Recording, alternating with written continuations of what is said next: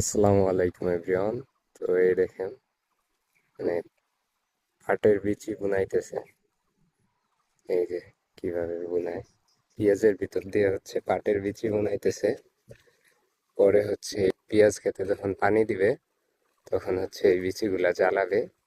আর পানি যখন শুকায় যাবে তখন পেঁয়াজ উঠাই নিয়ে যাবে আর বিচি পাট জ্বালাই যাবে।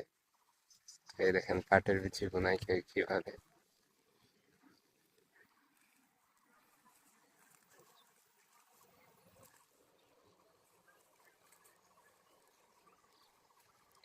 আর পাটের বিচি কিন্তু 100 গ্রাম তারও কম লাগে এক কাঠা জমিতে। কারণ পাটের বিচি অল্প বুনাইলেই অনেক জ্বালায়। তো এই জন্য হচ্ছে অল্প কিছু পাটের বিচি বুনাইলেই হয়ে যায়। এইখানে হচ্ছে 2.5 কাঠা জমির মতো আছে।